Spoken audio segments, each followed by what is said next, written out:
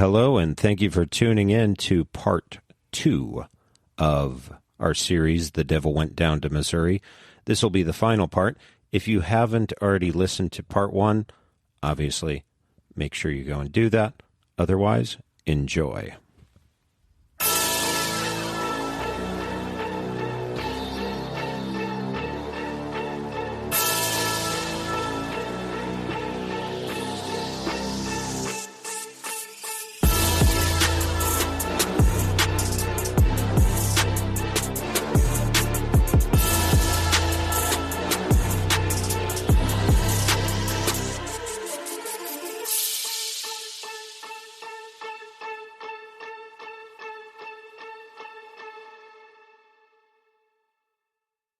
So I left my food, went into all four of us, them three and then myself, we walk into the middle of the street. And by this time, it's 2:30 in the morning, 2:37. I actually remember that.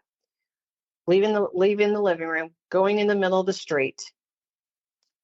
And it's dark, by all means, 2:30 in the morning. And they're like, we cannot tell you in the house what's going on. And I'm like, okay. And they're like, there's multiple facets going on in your house. You have multiple entities. So I'm like, okay. So I'm like, all right, so what do you got for me? Again, I'm still thinking they're full of shit. So they tell me, first off, there's a little old lady that's attached to our house. They explain to me what the little old lady looks like. They explain to me how she's got very thin lips, how she's got curly hair. Well, that's Ruth Greenfield. How would they have known that? I didn't tell them about Ruth. Yeah. So there's that lady. Did you tell them as they're explaining this to you? No, I'm waiting till they tell me everything. Okay. And I'm just, in my head, I'm like, oh, fuck, they are for real. So they tell me about Ruth. Then from there, they tell me that there is two entities attached to, like, teenage entities attached to Tyler's room. Okay, there's Jimmy and Charlie, got it. How there is another teenager that's attached to my other son's room downstairs, but they don't feel like he's threatening. He's more of a prankster, and how he likes to take things and hide things. I'm like, okay, well, I did have my keys hidden in the fridge one time. Again, I'm still not telling them, this is all in my head. So we got that. So then I was like, okay, that doesn't seem all bad. And they said, well, there's a demonic presence in your bedroom that's attached to your husband. Oh, shit. That jumps between your bedroom and the garage, which is where my husband hangs out at. Now, that had to send you some chills when you hear that. Because, like, okay, playful old people and ghosts and, yes, things like that seem like one thing. But when they put that D word out there. Yes, absolutely, yes. So they tell me how this entity has a name. And they said, did you see the lights flickering upstairs? And I said, yeah. And they said, that was the demonic ghost, or not ghost, I guess the demonic presence. I was like, okay, do tell. So they tell me what happened was the reason why those lights flickered was because the little old lady that's attached to our house was downstairs in the basement or in the garage fighting with this demonic presence, and has been continually fighting with this demonic presence to keep it away from the kids, my children. And from what they've told me is a demonic presence gets stronger if you don't know its name. But if you know the name of that demon, you can pray it out of your house, you can rebuke it out, you can cast it out.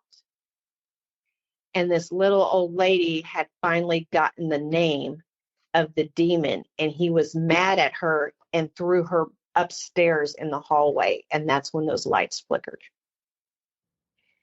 That's the story they gave me.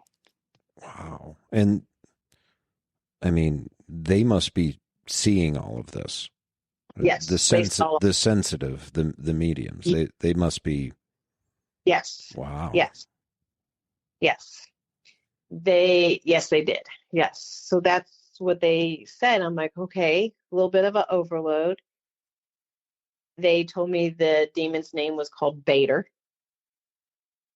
That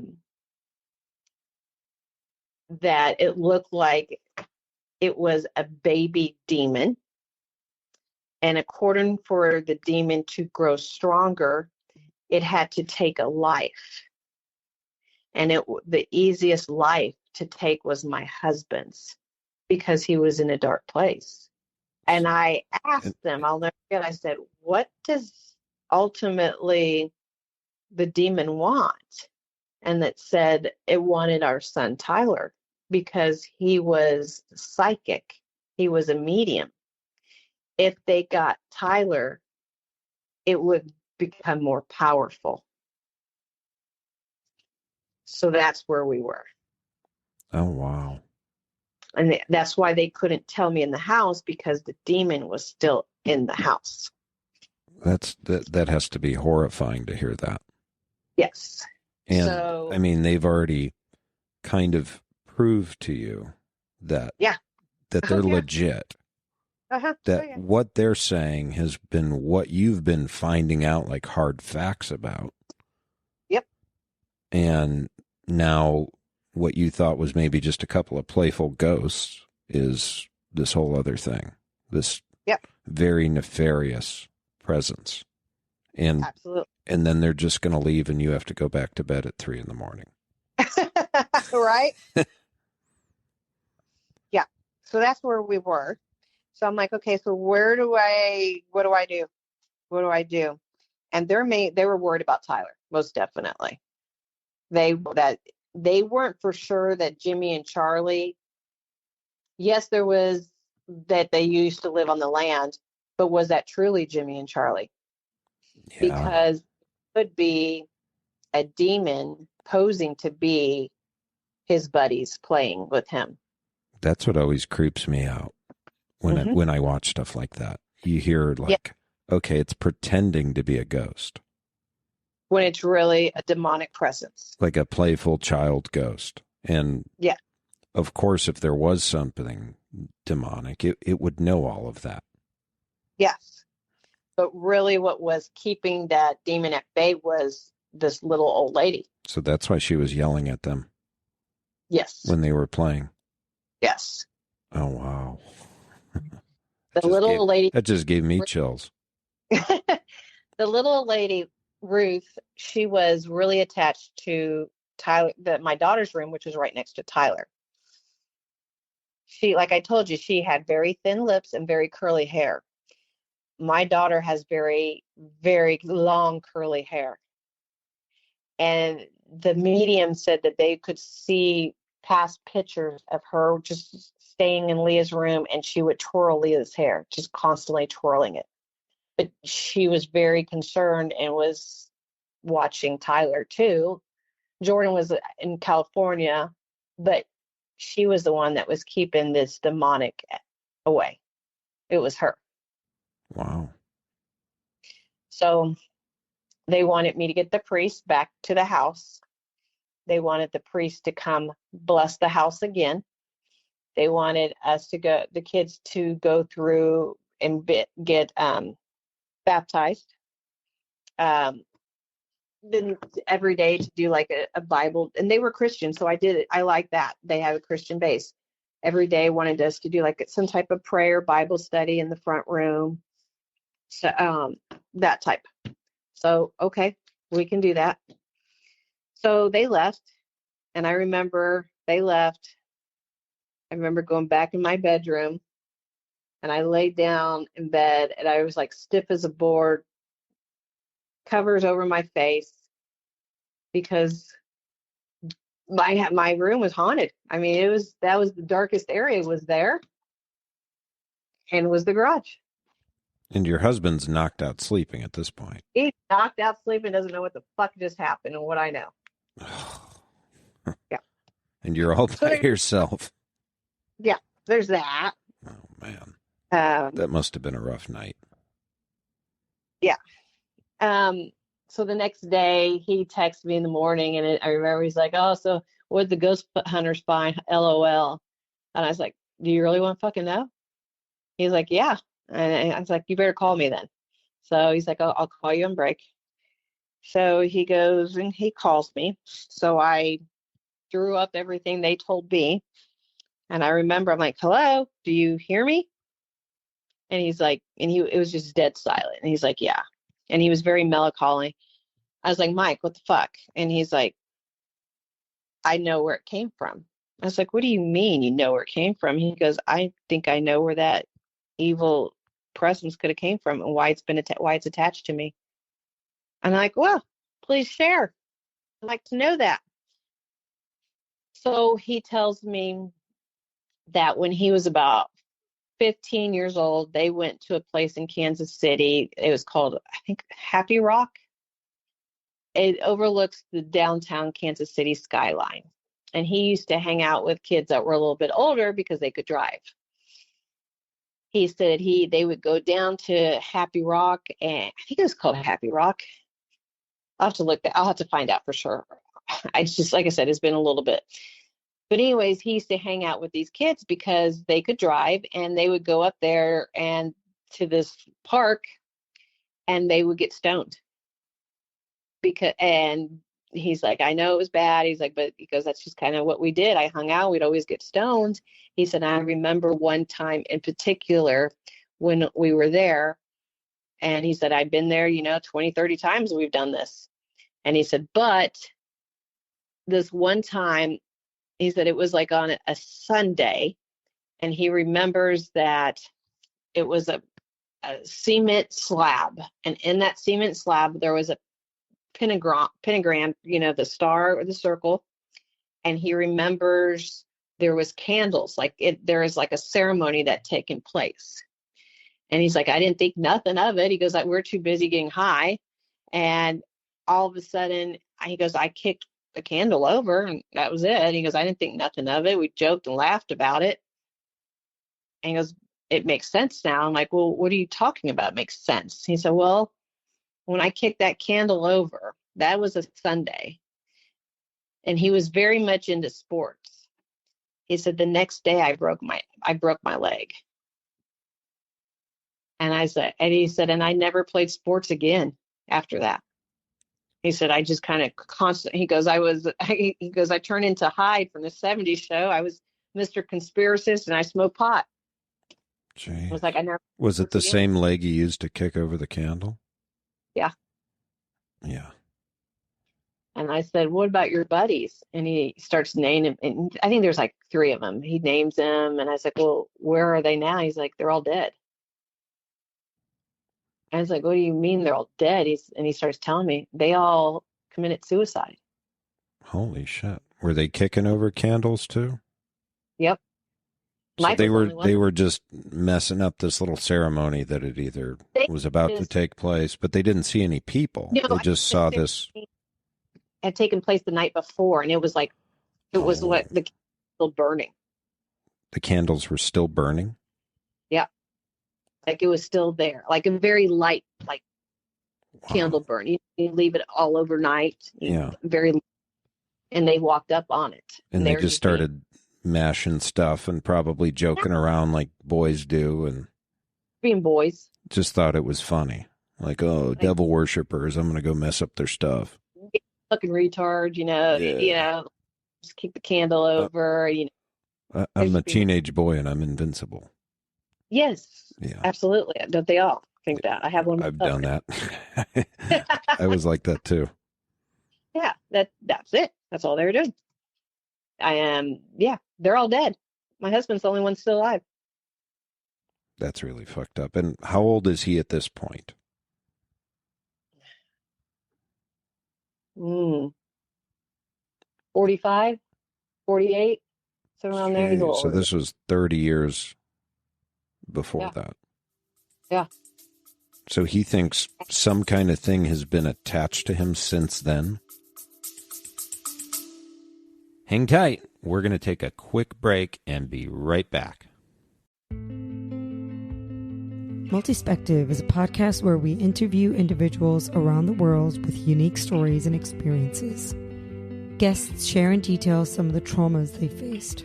You know, because I feel in some ways so disgusting and broken on the inside, you know, I'm going to work on my outside, and that's going to make me feel better. Mental health issues they've lived with. I was very hyper, like I felt good. That's one thing of mania, like you feel good. Decisions they've made.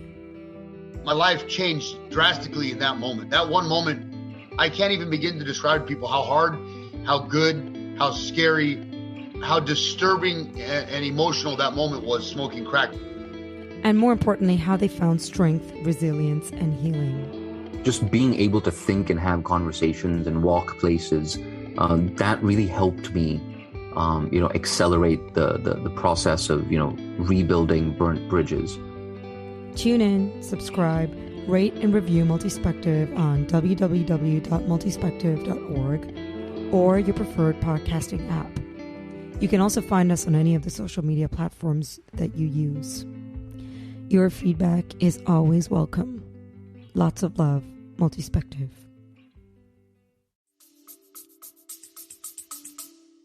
Yeah. And it makes sense too. It totally makes sense because he would go through these depressions and it was like highs and lows, roller coasters with him. And then it was the first 7 years of our marriage was not the bliss relationship and what you think you're marrying into. His family was not supportive at all. I mean, we don't speak to them to this day, to be quite honest, but that's probably a different podcast for you. But he kind of waited later in life to have kids. And so he had this dream that when he did have kids, his parents would be involved, and he kind of created this fantasy fiction world of what it all could be. And then it went to shit. And then how he got screwed over at work. He lost his job. Yes, he still had his employment, but the job he had got taken from him. It was just one thing after another. Yeah. And he was at a point of suicide. Really? It was till I went to him, and what really stopped him from, I think, going over the edge was when I told him, hey, Tyler came to me and said that those ghosts that Jimmy and Charlie want him to be like them and want him to be a spirit. That's when it was, okay, I got to fix my house. I got to fix my family. Now I got to be strong for someone else. Yeah, this isn't about me.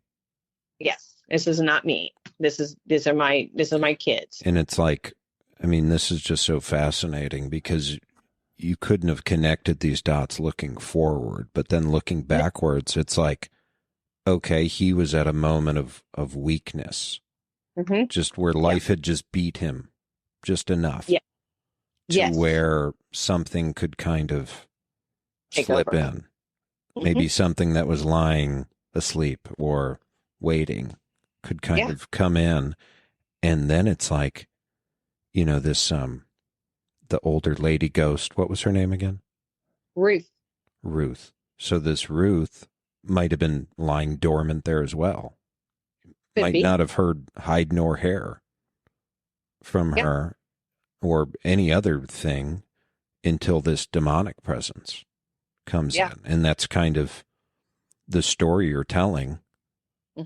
So after you tell him this on the phone, what happens from there? And he's like, get the priest back over.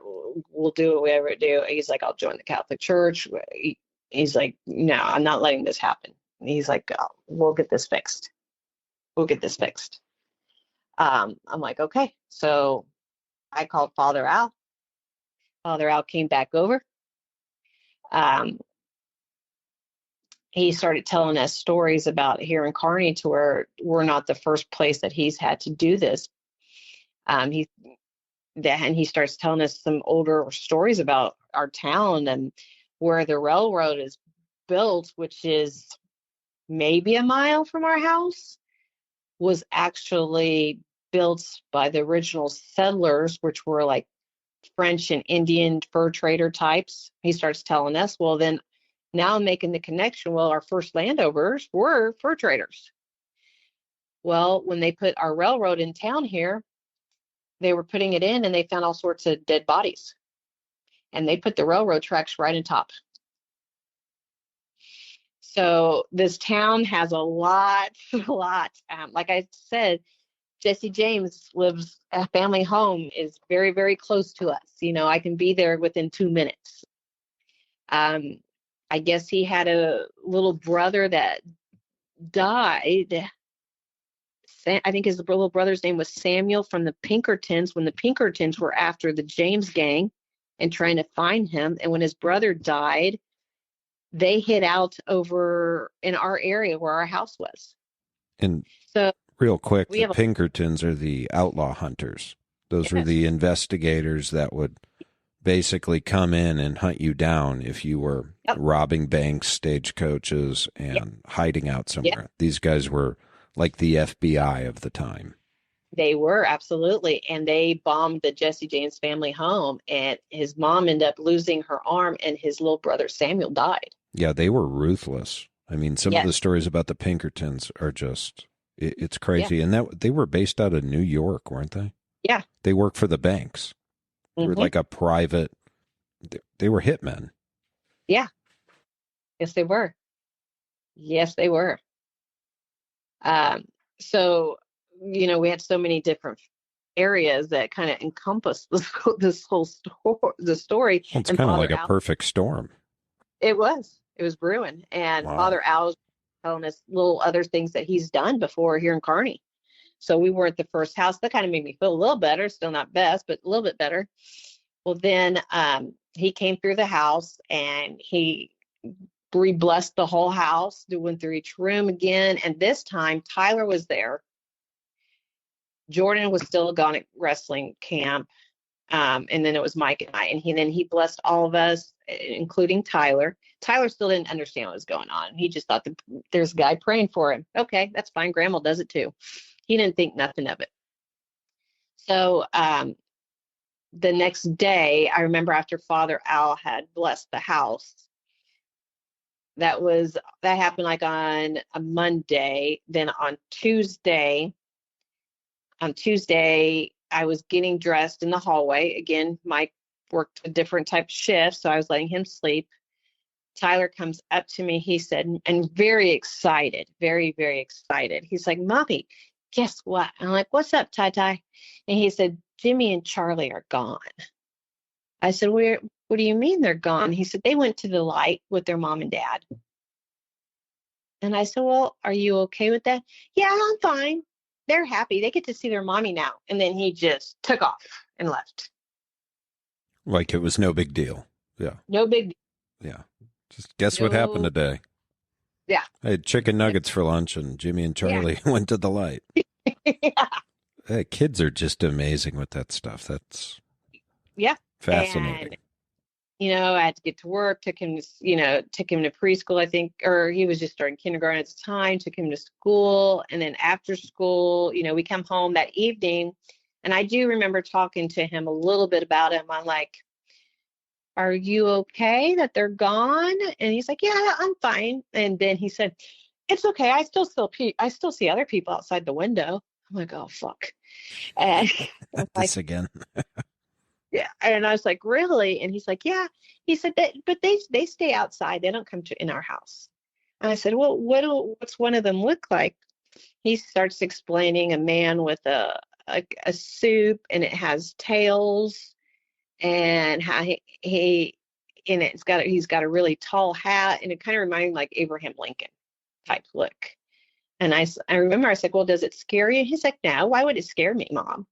Like, I don't know. You know, so that's when I realized, okay, I don't want to push it, and I don't want him to feel scared.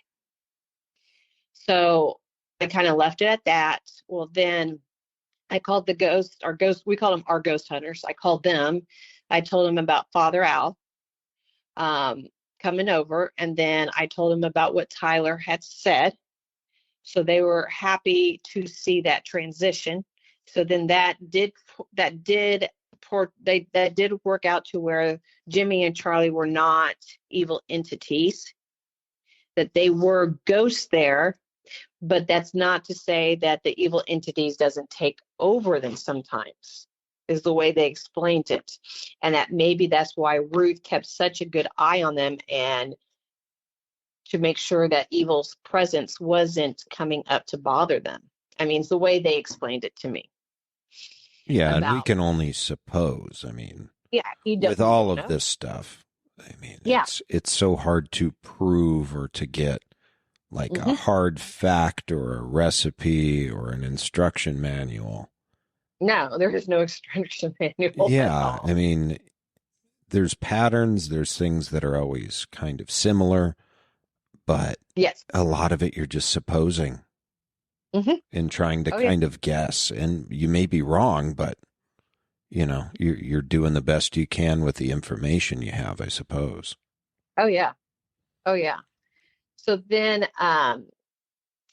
ghost hunters decided, okay, we're going to come over and check your house in the next couple weeks. I'm like, okay, cool.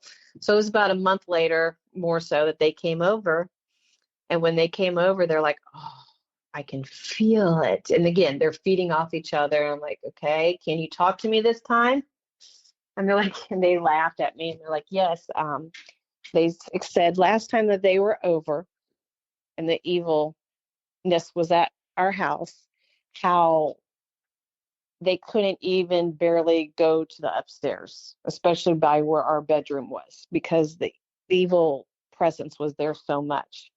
And they could see it hanging on Mike. It just followed him everywhere he went.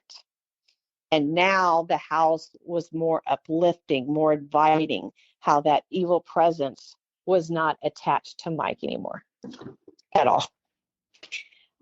That's got to be good news. That's got to feel like a relief. Oh, yes. But with Tyler, that they did see that he's a psychic medium. He takes that in. I always thought, if anything, it was my husband that was more going to be the psychic. No, Mike's oblivious. It was Tyler. It was all Tyler that was, which I found that to be odd. I always thought it'd be the other way around. Why did you think that? Because Mike is, he's a researcher. He's all into physics, and he graduated high school. He does not have a college degree, but he's very mechanical. You know, he's different. He works with his hands. But I think if his family would have been supporter of him, I think he could have gone very far, because he's so smart. He loves physics. He loves the astronomy. He is the type that researches things and documentaries and like the craziness in the world today. He follows all of that. And I always think he's nuts with some of the stuff that he comes up with, but then it's like a year later, everything's coming true. And he's like, I told you it happened. I told you it happened. I mean, but he's facts. Like he's kind of facts based. Yes. Which is almost the opposite of the spiritual realm.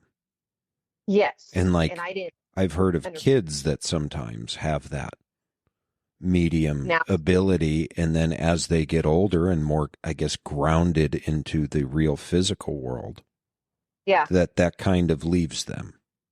Yes. It's like absolutely. It's like Santa Claus. Like a kid can believe in Santa Claus. Yes. Because absolutely. they haven't been tainted by all this. Well, where the hell does he live in the North Pole? Sleighs can't fly. So they're stuck in their belief system, whereas a kid, I mean, they can believe anything in the fact that he's seeing people outside the window, and that doesn't scare me. If I saw a guy in coattails and a top hat standing outside my window right now, I would pee myself and scream. Yep. That would freak me out. But a 6-year-old, it's just outside. They're hanging out outside. No big deal. Yeah, Abraham Lincoln. Yeah. Yeah. Yeah. Yeah.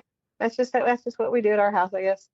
But yeah, that's just how it was. It was weird. Um, I don't know. Just very that's now we never had. I mean, the psychic mediums they've come to our house probably about 3 other times just for follow-ups, and it's not there anymore. It's totally gone. Mike does not go through that depression anymore. So he kind of It- brightened up after all of this. yeah. Wow. You think maybe it was like also the that whole it's not just me now. Now I have to fight for my family. Yeah. That Absolutely. Yeah. that kind of might have been that additional zap to whatever was That's going on. needed. And how many years ago, I mean, was all of this? Let's see. Tyler is 13 now, so 7 years ago. So nothing significant in 7 years. No. Now they did tell us the medium said that the lady is still at the house, but she's just watching over. And when I did more research on her, she was a very prominent lady here in Kearney. She was, and at the time, we were talking like early 1900s now to like 1930s. She was very prominent, very like high society, let's just say. She was a business owner, and women back then, you didn't do that. Women had a role, in the home. She was more the worker. So she was very invested in our land. So which is probably why she was so invested. And she was a mother, a grandmother, all that. So there's that. The spirit down in my oldest son's room is still there. More just a trickster. And the way they explain to me, there's ghosts in everywhere you go. Yeah. They don't bother the trickster ghost. We do. I mean, time to time, we will have stuff missing. Is it me forgetting where I put it? Possibly. Yeah. Is it that ghost? Maybe. Maybe. They call them poltergeist or something. That's I always, maybe I'm wrong, but I always thought the poltergeist was more the evil stuff. Yeah, it might be. Poltergeists are always like pranksters from what I understood of it, but yeah, they do seem a little bit more nefarious. Yes, this is just a teenage kid. Like, hey, I'm hiding your crap, Haha, I got your keys. They're in the fridge now. Try to find them, type thing. So what does Tyler think of all this? Or does he remember this? Do you talk to him about it? He does, but he's also that angry 13-year-old bull boy. I mean, now that he's just a teen, he just he doesn't want to go there. Does he see things anymore? The last time he told me he saw something was a couple years ago, and we were in Tennessee for a wrestling tournament. And where were we at? So, I can't remember what part of Tennessee. Again, we travel everywhere for wrestling, so it kind of runs together. I can't remember exactly where we were, but our hotel was like at the bottom, like of a basin. You could see all the mountains and the trees up there. And he'd woken up, and he was looking out the window. I'm like, Ty, what are you doing? And he's like, do you see the smoke? And I'm like, no. He's like, they're fighting, and they're fighting out there. And I was like, just go to bed. So then I remember I got on my phone, and I have like this walking history trail app that tells you like anything significant that's happened nearby you, and there had been a Civil War battle there. Well, I mean, Tennessee, it was high point of the Civil War too. Yeah. And then he did tell me once when we were in Tennessee that he saw cannons firing. But that was the last time he's really ever talked about it. That's got to be in a way relieving? Yes, it is. Now, I did do some type of, it was a paranormal show that was coming out I think on the Travel Channel or Discovery, and it had Chip Coffey in it, that he was going to be like the lead psychic in it, medium. And they had past kids that were mediums were going to almost mentor little kids of today, mediums.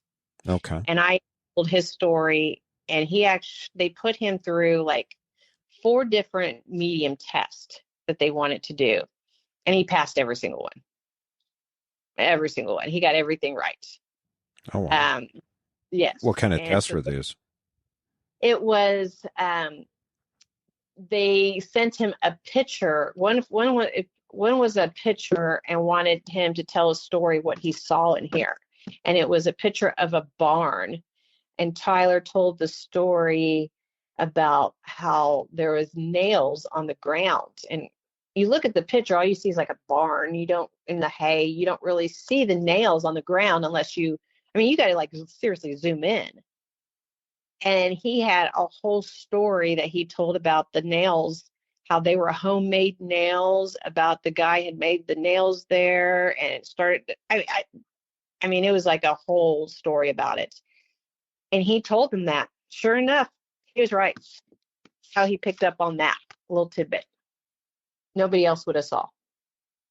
And we were going to let him do the show. They came out, signed the paperwork, but we were scared to let him do it because we were afraid that what if it opens the door to something? Will you help us close that door? And they said no. If something happens and it gets attached to him, then we were on our own. It wasn't worth that. Yeah, I wouldn't mess with it. And they're like, oh, well, we're going to pay him X amount of money. I don't care what you're paying us. No. You can pay my house off. You're still going to leave me with a haunted house. No, it's not worth it. No, I don't care. Well, and that says a lot too, because you've experienced, you didn't experience like an exorcist level of haunting or anything like that, but just the amount you experienced was enough that you couldn't put a price on it. No, absolutely not. And that says loads about credibility, because if it was a made up story, he would have been like, hell yeah, give me that money. The money that they were offering us, and like then it was a trip to I think it was Florida too, to go to Florida to retell the story for the showing of the premiere of it. They were going to triple. When we said no, they were going to triple the payment and everything. I'm like, trust me, I'd like money. We could use it. Could use family vacation. It's been years. A vacation has been revolved around wrestling. Yeah. But no, still not worth it. No, still not worth it. And so we backed out of the deal. We backed out of it. Well, that's a hell of a story. That really is. And thank you for sharing it. It's a lot.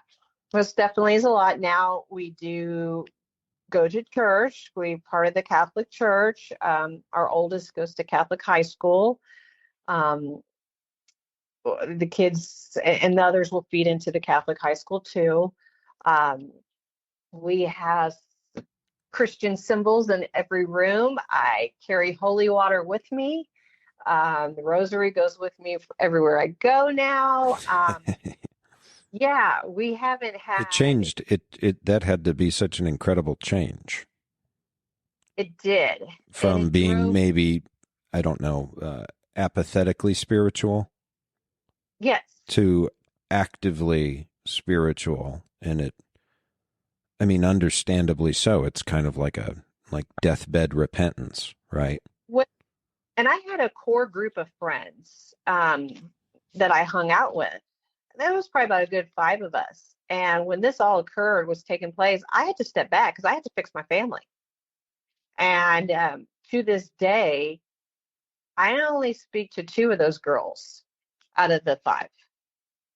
The others, they got too butthurt, and either didn't, and I sat them down and like afterwards, I'm like, look, I'm sorry I had to step away, but I had to fix my fucking family. My kid, I didn't know what was going on. Yes, I had a haunted house. Yes, it was a demonic presence there, but we're better now. If you're a true friend, you're going to stick with me. Well, you know, and they were just very rude. And that's when I was like, you know what? You proved who you are. And God showed me who you are. You don't need to be in my life now. Well, and it's one of those things you can't understand. Nope. It's probably very hard to understand unless you experience it. Absolutely. And I told him, you know what? I pray that you never go through what it went through. But if you can't be a friend, a true friend, and be there for me now and not understand why I had to step away, then excuse me, you could go fuck yourself. Yeah. I don't need you as a friend. What would you give as advice, like kind of as a final thought here? What would you give as advice to somebody who might be going through what you went through, what you and your family went through? What's something you could tell them? My first thing would be stop making up excuses of what's truly going on. When the dryer turned on for the first time, when the radios turned on, I should have acted then, and I didn't. If your kid is talking to something else, you may think it's all cute. Oh, they have a cute little pretend friend. No, you need to research that shit. There's plenty of sites available. The plat maps I looked up were all free. And that's when I figured out who lived on my land. And then from there, I started my investigation process. You can't give up. Yeah, you can't be inactive. This can't be an inactive thing. No, because if you ignore it, it gets stronger. If you continue to give into the depression, and I think Mike was at a very vulnerable state, which opened the door for that. I don't blame him. I'm not saying that's his fault, but because of his depression, that's what happened. It opened that door for it. Now we learn that this entity was probably attached to him the whole time from this age, and it makes sense. You know, he broke his leg, you know, the next day. He never played sports again. What could he have been had he not knocked that candle over?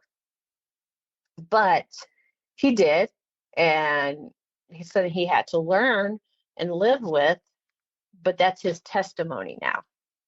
Unfortunately, the friends he was there with, they've gone.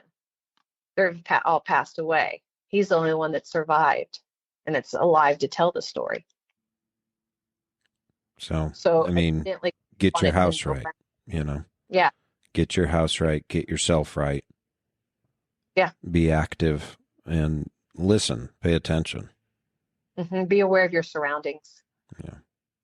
If something's not adding up or doesn't feel right, yeah, you got to go with that. Go with it. Trust your gut. Trust your gut a little. Have some conviction. Stand up and fight.